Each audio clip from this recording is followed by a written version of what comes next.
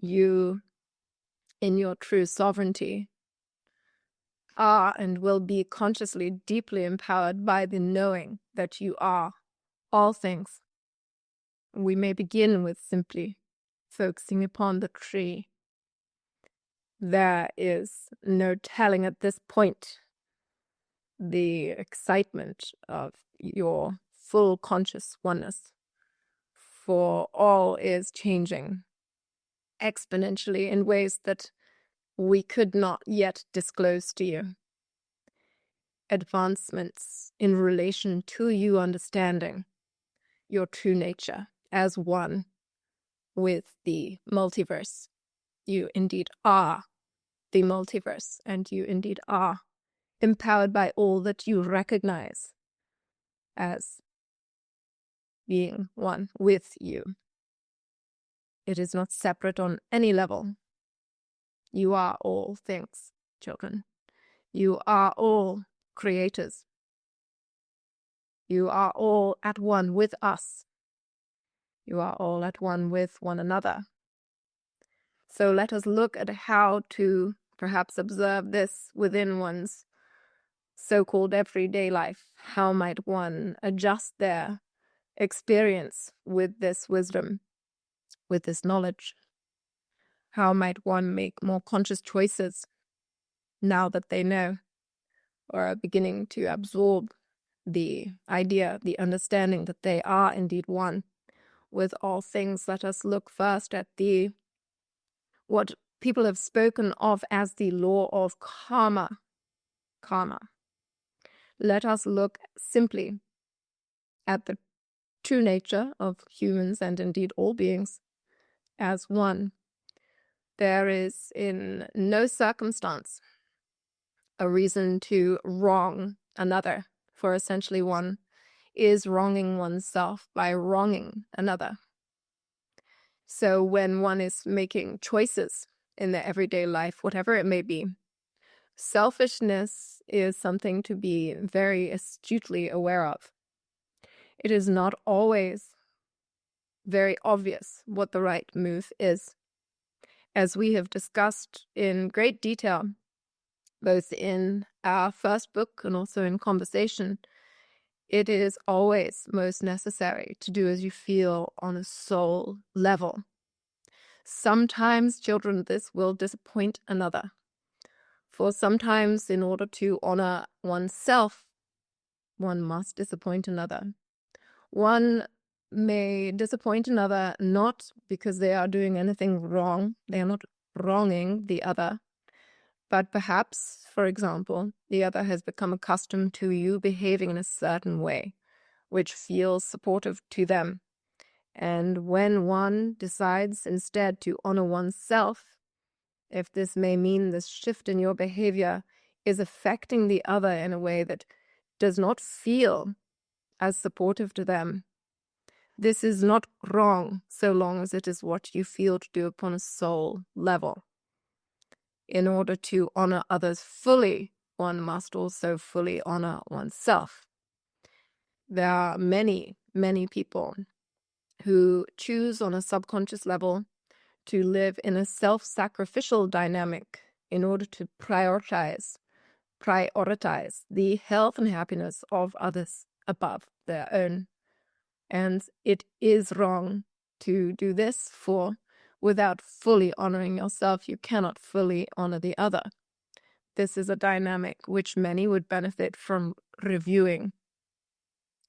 We must each check in with ourselves and notice how we feel about the choices we are making, the agreements we are making, the decisions, the lifestyle choices we are making each day. For it is often the case that the behavior which is most commonly exhibited by an individual is the most difficult to observe and note, for it is like not seeing the wood for the trees, so to speak. If you have never seen anything different, you may not even notice that this thing is there, this behavior, this patterning. So let us each be most astutely aware of what feels right on a soul level.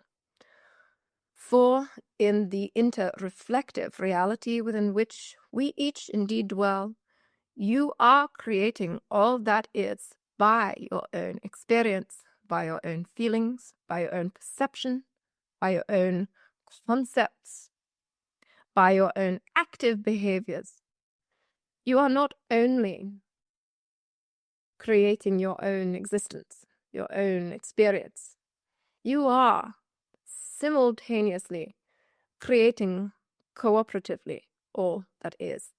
And so, children, indeed, it is true that by simply doing as you feel on a soul level, you are lending wholeheartedly to the creation of balance and harmony and optimum expansion within the multiverse. Indeed, it is true that as you expand as apparent individuals, so too does the multiverse. So too does the all. Indeed, this is a concept which may be most exciting to many of you, for your scientists have discovered very sensibly that the universe is indeed expanding. This is absolutely true, and within the interreflective reality within which we all exist, this is too true of you. You are constantly expanding. Indeed, if you stop expanding, if you choose on a conscious level to stop expanding, usually something will happen in nature. Always something will happen in nature, whether it is obvious or not, in order to keep propelling you in the direction of expansion. We are all here as in our ultimate nature, in our most, it is at the absolute core of the nature of reality that all must expand. When we reach a wall, this wall must be broken in one way or another, for it is the nature of the multiverse. It is indeed one of the key ways of understanding the all. Balance and expansion are two of such keys. These will always exist.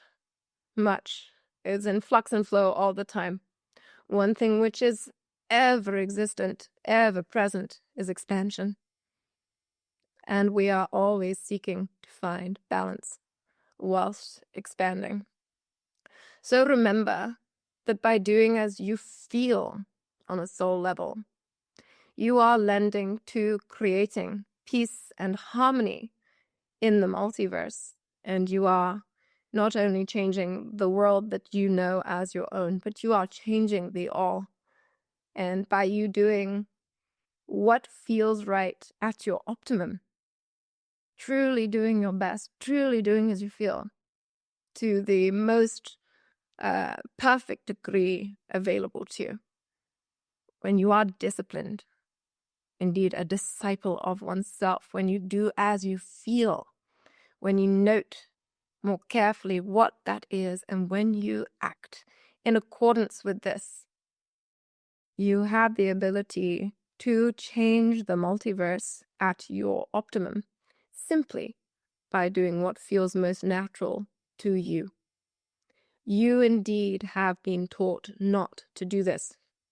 Indeed, it is most important to note that we, as you, we speak kindly. You humans, have been taught since you were children, in almost all cases, that God is separate from you. You are not creators, but you are relying on an external creator to either give or take.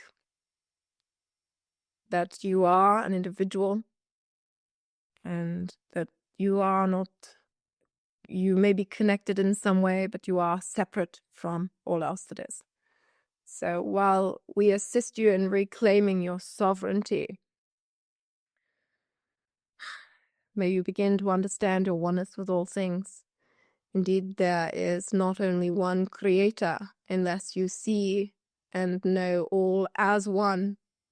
yourself being as as important aspect of this whole as any other facet, including ourselves. We are not separate from you. We may be more advanced than you in certain ways, but we also advance because of you. We are all as essential as one another.